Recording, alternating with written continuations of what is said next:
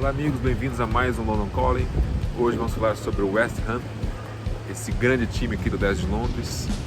Vamos falar sobre a história dele, né? A origem dele, desde o Ironworks até o antigo estádio, né? O Boring Ground, passando aqui pro estádio novo, né? Da onde foi ele sede das Olimpíadas, o estádio de Londres, aqui no complexo da Rainha Elizabeth. Vamos falar um pouquinho sobre Bob Moore, né? A lenda inglesa, grande capitão da seleção inglesa. Vai ter muita coisa para vocês. Fique com a gente. O convidado da vez se chama West Ham United Football Club, um clube de futebol profissional inglês com sede em Stratford, ao leste de Londres.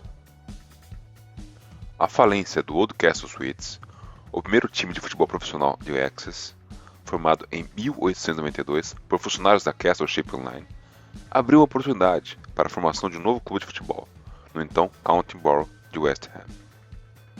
O clube foi fundado em 1895 como Thames Ironworks e rebatizado em 1900 como West Ham United. O proprietário da Thames Ironworks, Arnold Hills, ofereceu 4.000 ações de 10 chiles na nova sociedade anônima, cuja sede ficava em Barking Road, em Canning Town. O empresário filantrópico também ofereceu o uso do Memorial Ground por um aluguel nominal para os primeiros 3 anos. Os Hammers se mudaram para Bowling Ground em 1904 e ali permaneceu como sua casa por mais de um século.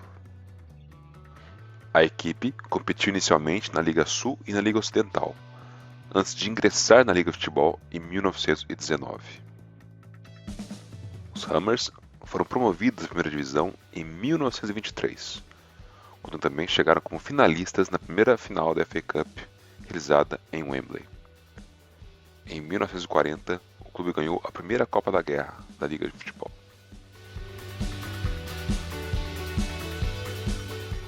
Se a década de 1910 foi marcada com a chegada do West Ham United como um clube da Football League, a década de 1920 acaba sendo sinônimo de 2 eventos: promoção à primeira divisão e The White Horse Final. Ambos os acontecimentos ocorreram com semanas de intervalo, na primavera de 1923. A primeira temporada dos Hammers na Football League, em 1919 e 20, terminou com um impressionante 7º lugar pela segunda divisão, conquistado em grande parte devido aos 21 gols marcados por Puddifoot. O West Ham aproveitou o final da temporada para terminar como vice-campeão de Notts County, garantindo assim o acesso, com a média de gols acima do terceiro colocado, Leicester City. Talvez ainda mais impressionante foi a campanha do West Ham até a final da FA Cup, em que acabou superando times como Hull City, Brighton, Plymouth, Southampton e Derby County, para chegar à final contra o Bolton Wanderers na Divisão 1, no recém-construído Empire Stadium, com capacidade para 127.000 em Wembley. Em 28 de abril de 1923, cerca de 240.000 espectadores compareceram para assistir a final, em que Bolton venceu por 2-0, mas não antes de um cavalo branco chamado Billy ter ajudado a limpar o campo de pessoas. Ron Greenwood foi nomeado sucessor de Fenton em 1961 e logo levou o clube a 2 grandes troféus. A equipe era liderada pelo jovem Bob Moore, vencendo a final da FA Cup em 1964 e a European Cup Winners' Cup. Durante a Copa do Mundo de 1966, vencida pela Inglaterra, os principais destaques foram jogadores do West Ham, incluindo o capitão Bob Moore, Martin Peters, que marcou na final, e Geoff Hurst, que marcou o primeiro e único hat-trick em uma final de Copa do Mundo masculina. Todos os 3 jogadores vieram da equipe juvenil do West Ham. Há uma estátua dos campeões em Barking Road, em frente à The Boley Tavern, em homenagem aos 3 filhos do West Ham que ajudaram a vencer a Copa do Mundo de 1966, Bob Moore, Geoff Hurst e Martin Peters. Também temos na estátua Ray Wilson, do Everton. Depois de um início difícil para a temporada de 74 e 75, Greenwood subiu as escadas para se tornar gerente geral e, sem formar o conselho, nomeou seu assistente, John Lyott como técnico da equipe. O resultado foi um sucesso instantâneo. O time marcou 20 gols em seus primeiros 4 jogos e venceu a FA Cup, tornando-se assim o último time a conquistar a FA Cup com somente jogadores ingleses, ao vencer o Fulham por 2-0 na final de 1975. Lyott ainda conduziu o West Ham a outra final da European Cup Winners' Cup em 1976, em que a equipe perdeu por 4-2 para o Anderlecht da Bélgica. O mandato de Greenwood como gerente-geral durou menos de 3 anos, já que ele foi nomeado para conduzir a Inglaterra após a renúncia de Don Revie em 1977.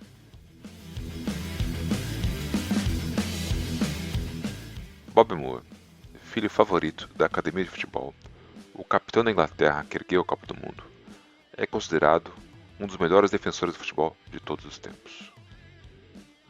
Nascido em Barking em 1941, ninguém poderia ter previsto o impacto que Moore teria, não apenas no West Ham, mas no futebol inglês, durante seus anos como jogador.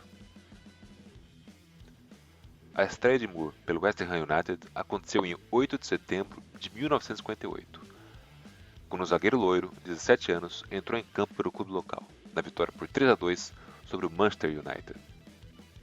Daquele momento em diante, Moore seria o titular do West Ham. Sua compostura, apesar da idade, surpreendia a todos que o viam jogar. Sua leitura de jogo, sua liderança e seus passes estavam entre os melhores.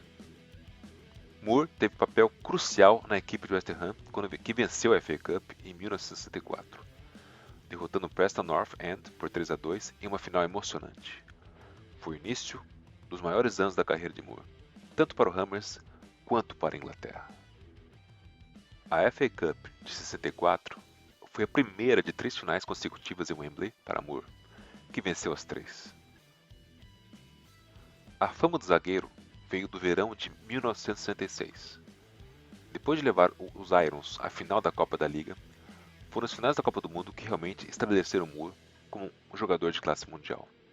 O zagueiro capitaneou a Inglaterra na fase de grupos, ultrapassou a Argentina nas quartas de final e garantiu uma vitória nas semifinais sobre Portugal. Restaram imagens duradouras daqueles jogos da Copa do Mundo, muitas das quais ainda são comentadas. Com a vitória na Copa do Mundo, Moore se tornou o primeiro jogador de futebol a ganhar o título de personalidade esportiva do ano da BBC em 1966. Moore permaneceu no West Ham United até 1974, passando 18 anos como jogador dos Hammers. O zagueiro acumulou incríveis 647 jogos, tendo ganho 4 prêmios Hammers of the Year.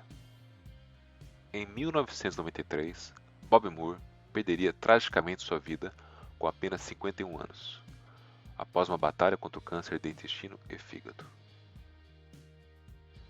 Não foi a primeira luta do lendário jogador contra a doença, tendo eliminado com sucesso o câncer testicular em 1964. Tal era a determinação de Moore que ele lutou contra a doença em segredo. Na verdade, Moore só revelou sua luta 10 dias antes de sua morte. Moore foi indicado para a Hall da Fama do futebol inglês em 2002. Foi nomeado para a seleção de todos os tempos da Copa do Mundo da FIFA e para a seleção mundial do século XX.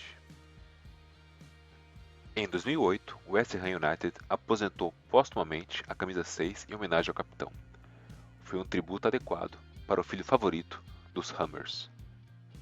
O West Ham já conquistou a Copa da Inglaterra 3 vezes, em 1964, em 1975 e 1980, e também foi vice-campeão 2 vezes, em 1923 e 2006. O clube alcançou 2 finais europeias importantes, vencendo a Taça das Taças em 1965 e terminando como vice-campeão na mesma competição em 1976. Acompanhe agora os grandes jogadores que fizeram parte da história do West Ham.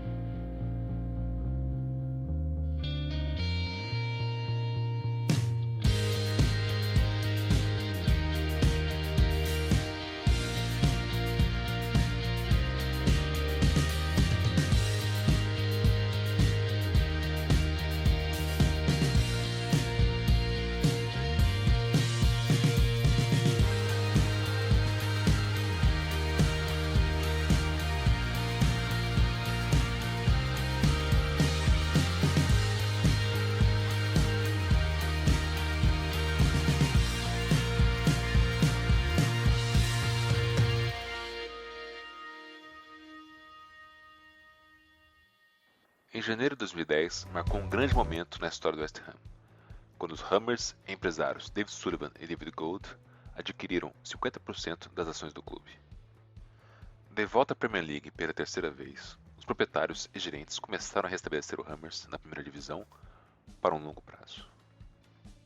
O novo time começou bem e nunca mais passou a correr risco de ser rebaixado, somando 23 pontos em cada metade da temporada 2012-2013 para terminar na 10ª posição, com destaque para a vitória em casa por 3-1 sobre o campeão europeu Chelsea, e a maior média de vitórias em casa da história do clube.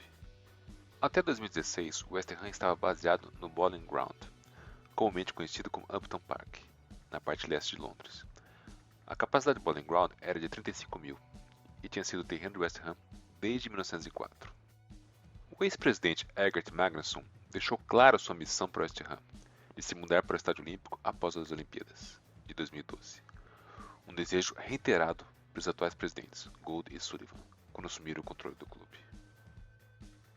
Foi confirmado em 22 de março de 2013 a assinatura de um contrato de arrendamento por 99 anos do Estádio Olímpico, depois que o governo concordou em investir 1 milhão de libras para os custos de conversão do local.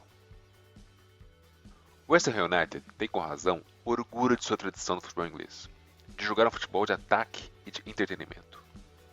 É uma abordagem que emocionou milhões, desde que o clube do leste de Londres foi formado em 1900, 5 anos após o início de seus precursores, o Thames Waterworks.